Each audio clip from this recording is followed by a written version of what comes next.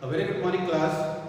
Today we are here to discuss about last topic of chapter 10, that is causes of poverty and types of poverty. These are two topics that is left in this chapter, and that will deal it now. First, we will come to the types of poverty. What is a type of poverty? How the types of poverty are categorized or subcategorized?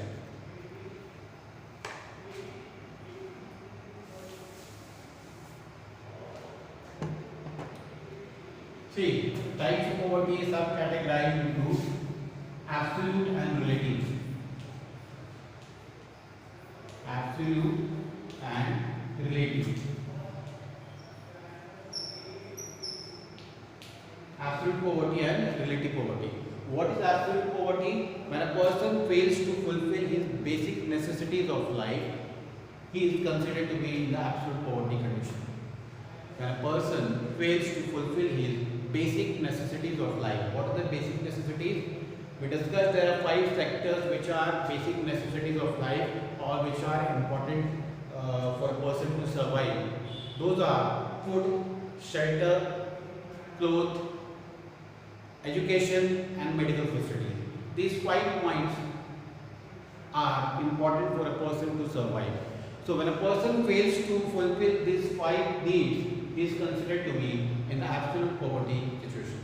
Whereas in relative poverty, a person is considered to be poor when he compares himself or herself with the other parts of the people, or with the other individual, with other religion, with other caste, with other country. Means there is a comparison between two nations, two states, two individuals, two religious groups. When they compare themselves and whatever output they get, that is the relative one. Means relation has to develop. How the relation will develop? When the comparisons are to be made between two individuals or two groups. As far as data is concerned, here about 20% of the population, 1/4 of the population is below the poverty line, whereas 20% of the population is absolutely poor. Absolutely poor means they are deprived of their basic rights even, or basic necessities are not fulfilled. 20% of the population is falls or comes under the category of absolute poverty. So from the examination point of view, the difference between absolute and relative is important. Please go through page number 126, where it is mentioned in the boxes, in the columns. And one more point before I end up this topic is absolute poverties are measured in terms of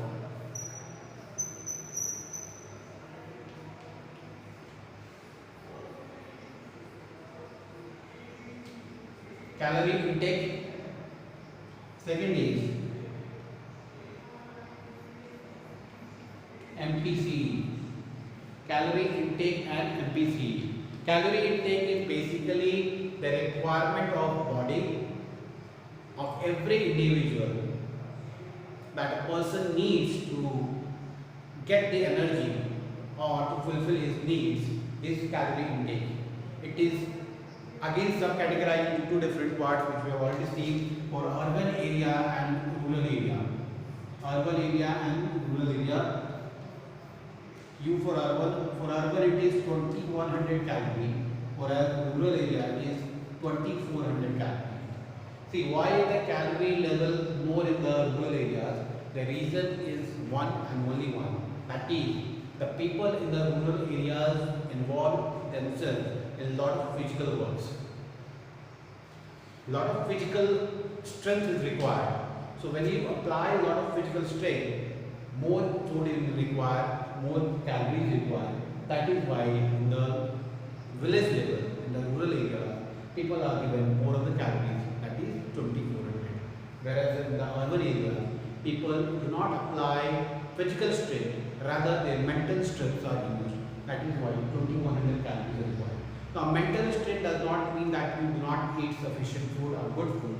It means you eat a balanced food. In the urban areas, in the town areas, people are literate, they know what to eat, how to consume, what to consume and what time to consume. So they basically eat a balanced food, a diet which contains all the nutrients, materials, resources, vitamins in a proper proportion That makes the diet a complete one. Okay, coming to the next topic, that is the causes of poverty.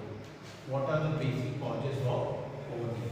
Why India after 75 years of independence has not come out of this shackles of poverty? What are the major reasons behind this? What are the major reasons of causes of poverty? See, first and foremost is the unequal distribution of income. The income has not been distributed equally. It has not passed on into every hand on an equal basis. If we talk about the income, if we talk about the land areas or the occupancy of the land, some people have surplus land, whereas there are a certain part of population which falls short of any piece of land. That is unequal distribution of income.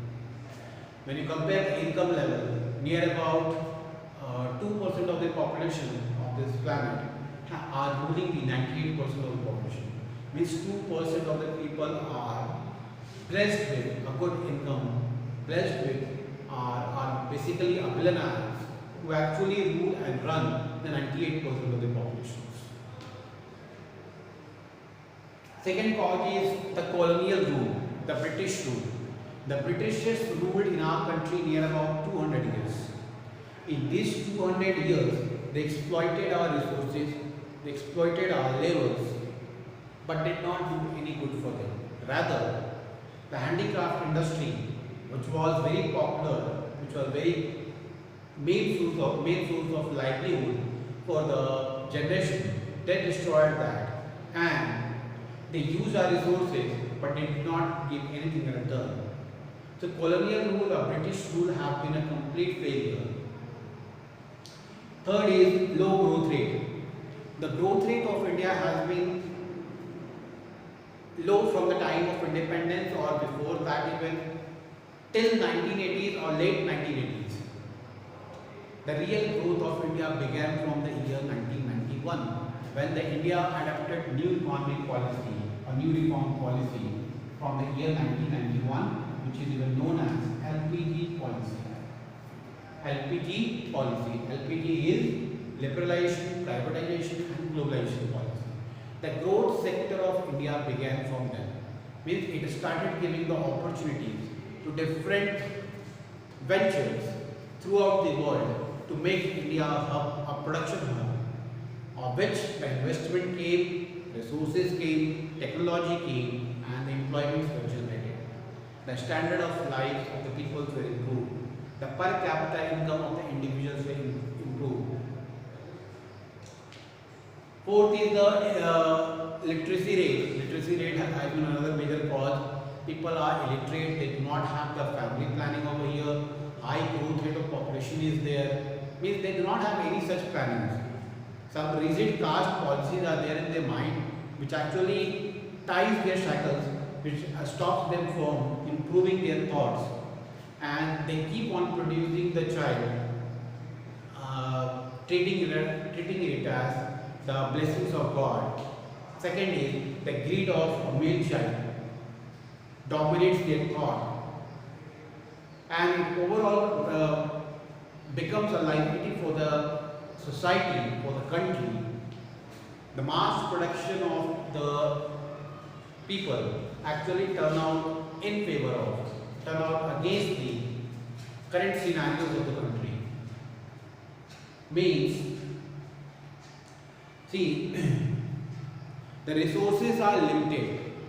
The population is turning out to be unlimited now. They are not stopping. So that brings a misbalance, or there is an imbalance there, which actually disturbs all the plannings and schedules of the government. Low growth rate, some religious policies which are again responsible. Then you have the less employment opportunities. The employment opportunities are not very high in our country. Here we have a very limited type of ventures, limited type of industry, which actually gives support to minimum part of population only. It's just a blessing that the private sectors have come. Private sectors are being a supporting hand to the government. They are helping the government now. Else the situation would have been more worse. So these are some of the major causes of poverty. With this we come to the end of the chapter, and I request you to kindly note down the question answers of this chapter and the previous one, that is tertiary sector, and this will be a part of your DP homework, DP holiday homework. You need to write down in your fair copies and submit me when you come after the DP holidays. First. Secondly, you will have a class test of this chapter, poverty, when the school reopens, and before the end of the month, before the October month ends, you will have a class test of this. Third is, tomorrow you have a class test of chapter tertiary. So kindly be prepared and make sure that you do your work on a timely basis. Thank you, class.